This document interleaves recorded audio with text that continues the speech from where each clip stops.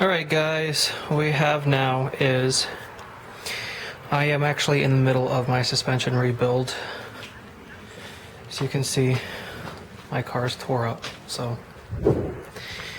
But what I'm going to be doing is removing now the intake manifold so I can install my innovative rear mount. If you watched my previous innovative video, you saw I installed the driver and passenger sides. I guess I'll go ahead and get started on this one, and gonna start out with first taking out the battery, taking out intake tube, disconnecting PCB system, disconnecting vacuum lines, disconnecting throttle cable. I'm going to be disconnecting everything. I'm going to be pulling it all out completely. So I'll start with the basics and we'll go from there. Alright guys, tube is off, battery's off. This is kind of where we were last time, okay? Now, let's start disconnecting. You have connector 1, this big one. You have some down here you gotta get to. It's that one specifically. There's that right there. There's that right there.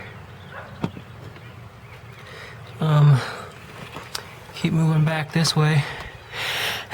Oh, god damn it. What I'm probably gonna do is pull off those two. Loop this down and around.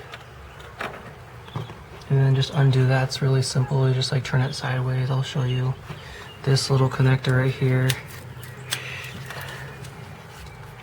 That one was easy. This one right here.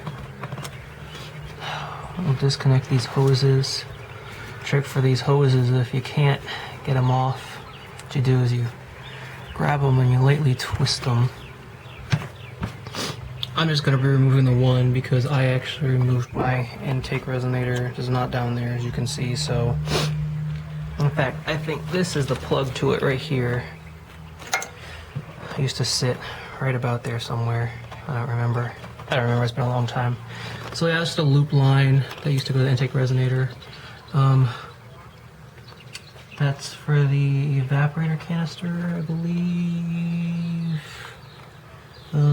It's actually for the evap canister, I think that's what that is, and the cruise control. So those are those. We're gonna go ahead and just keep disconnecting lines here. We got this is the brake booster line, which goes up and around and connects to the brake booster right there. You have other lines, another vacuum line back behind there, which I think that might be for the intake corner butterfly flapamadoos down inside of there. You have these lines right here. Down. That's a PCB line anyways. Goes to right there. I have this line right here. Down to there. That's goes up. Let's fold this over and around. This is for whatever the fuck this is. I'm assuming that is an ABS because those connect all together. That all connects to ABS. So that's got to be something to do with brakes. So yeah, that's that. EGR. Yeah. EGR valve. There. So that's over here. You got this plug right here. That's right here. Let's see if I can get this one off. Alright. So it's that plug right there. And there's a couple little other, hoses and mechanical connections that I gotta get rid of, but you just go around and start unplugging stuff. unplug away, unplug at your heart's desire. But try to remember where everything goes, or actually, part of the reason why I do these videos is I can look back at the videos and see when I go to reinstall everything. So video, pictures, write stuff up, memory, whatever you want to do. Alright guys, figured I'd do a quick update on where I am so far. Got a lot of the hoses disconnected. This hose right here, the one that connects right here. Anyways, one connects right there, and the one that connects right here. Both those hoses, I believe, that's to the top. It's this one right here that connects right there, and then this one right here that connects right there. Both those are coolant line hoses. Minute you pull those off, guess what? You're gonna spill coolant everywhere. So be prepared for that. Also, I'm working on the fuel rail. So yes, fuel. Pull those bolts out, guess what? Gas comes out of there. So a little bit of gas will come out. I had to unplug the injectors, 1, 2, 3, and 4. Start over here, disconnect, pull it up. Well, first you gotta do, there's little clips right here. Hard to see kinda, but you take these clips and you push them back like this. Just like that, you'll push them back. Basically, you'll just let go of that right there and that one right there. So you just lift that up, disconnect the injectors, 1, and then I lifted it up. As I disconnected, I pulled it up, disconnected this one, pulled up more, disconnected this one, pulled up more, and the very last one disconnected it and then just swung it up over. Alright, so that's where I'm at. I have the power steering line just kind of pulled back out of the way a little bit. This pulled back out of the way. You know, I'm just pulling stuff back out of the way as I get to it. So, you know, I have brake booster, I have the throttle cable, PCV, this to whatever, that goes to the Egr valve, but goes down over here for whatever reason, I don't know. So yeah, keep going. I think next I'm gonna work on is getting those 3 bolts out. 1, 2, and 3 is right below this, isn't it? Yeah, right there. Right there. Alright. Work on those 3 bolts, I think, are next. Let's see here. Nothing's plugged in over here. This line is plugged in down there, but it looks like I should be able to just swing it out of the way. So that's actually down there, I believe, is your second fuel filter. So, yep, let's keep going. There's where we've gotten so far. I neglected to catch some of the coolant. That's okay, just a little bit. Alright guys, real quick, one more thing I neglected to mention. That, see that little thing right there? Removed it. Now, 2 different size screws, because they're both going to bottom out to the same level. It's usually the way it is. The longer one will go in. That's actually the top, shorter one on this side. But I believe that's idle. That's the idle air control valve right there. Pulled that out to give me access to the fuel rail and stuff before I lifted that up. Yeah, it must have been before I lifted that cover up. Those are the injector plugs, injector plug cover, whatever you want to call it. Alright guys, here it is. Late, really late, but I'm still working on my suspension project. But I got the rear mount in. The rear mount is in. How? I did have a little trouble with it. Here, I'm gonna bring the light down here. I had a little trouble with it because the rear bolts lined up just fine. The through bolt went in okay. I had a little bit of trouble with it, but not too bad. I went ahead and took the pry bar and put it in between the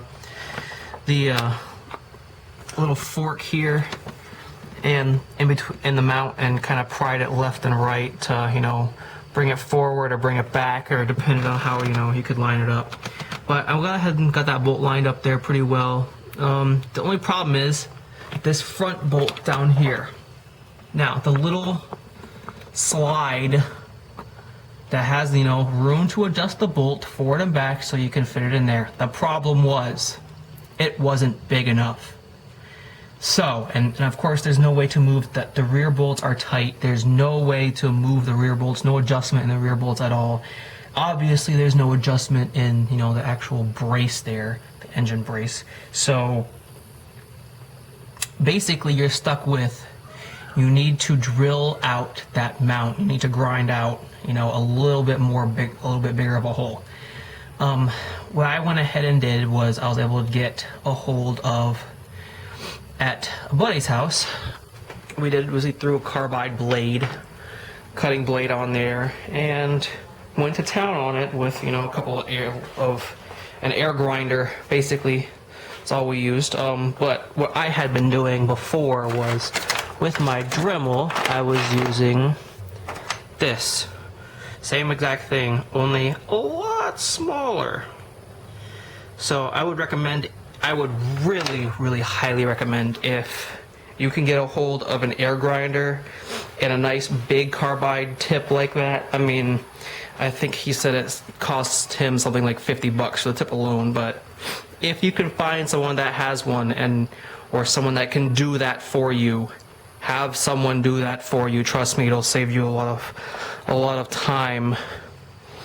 Now, the other thing is, with the manifold off, I'm having trouble getting this old gasket off. Let's see. I don't believe you actually need to pull the whole manifold off, but I did because I'm replacing the gasket. Anyways, the old gasket around those studs, as you can see, I'm having a hard time getting that off. Why? Because I'm using my Dremel to get it off. Well, I found something that works very good, and it's one of these little things. It's a little rubber head, and basically I found it at Lowe's. These were like, I wanted to say maybe $8. I'm not really sure, but you get one, and there was two different sizes. There was a 22 grit and a 220 grit, I believe, were the two sizes. Here, let's see. These are all different bits I've been trying because it's just been a pain in the ass trying to find the right one. Here we go. This is the extent of the old one, but that's what you're going to want to use. It's the small one. 36 grit. There, that's what I've been using. This works really, really well. Get a hold of something like this if you can. I'm gonna go ahead and have to pull off the old studs, so might want to order some old studs too, or some new studs anyways. So yeah, there's that. Now here's why getting these studs out is going to be very beneficial.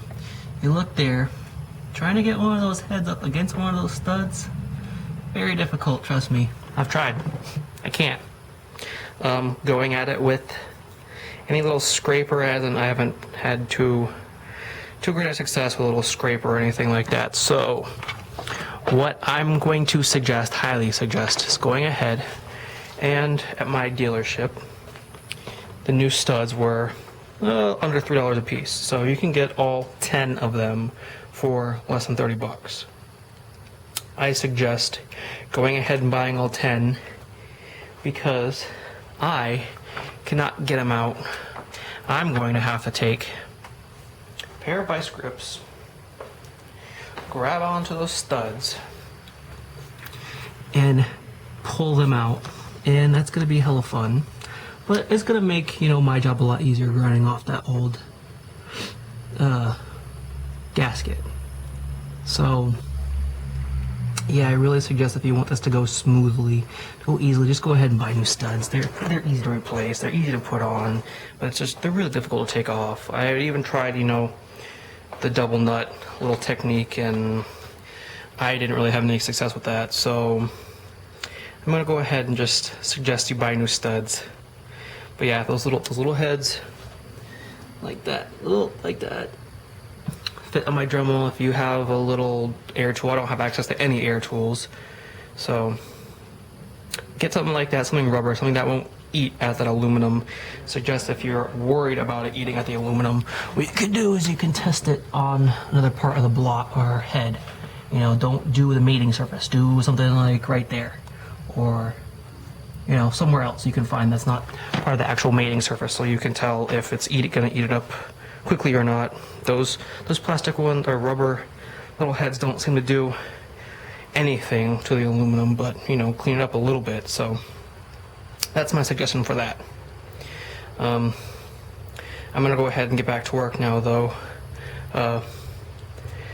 But that's it as far as those getting those mounts in. That's it. You know, I mean, the front one I have down here filled energy suspension has a front mount, but only on their traction bar. So you have to buy the traction bar to use their front mount.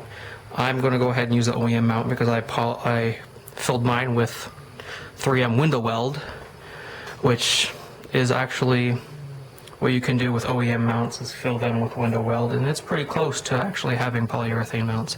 So little cheap trick there too if you want to do that. But yeah, I got to get back to work. I'm still working on my suspension here. That's about it though. I'm not going to go over putting the manifold in because I'm sure you guys can figure that out. Maybe I'll do another video some other time on that, but as far as that's basically it. Getting those mounts in. I'll go ahead and do a review here too after I finish up the suspension. It's going to be another week or so, but no, a couple days. But yeah, I'll do a review after this, but that's it.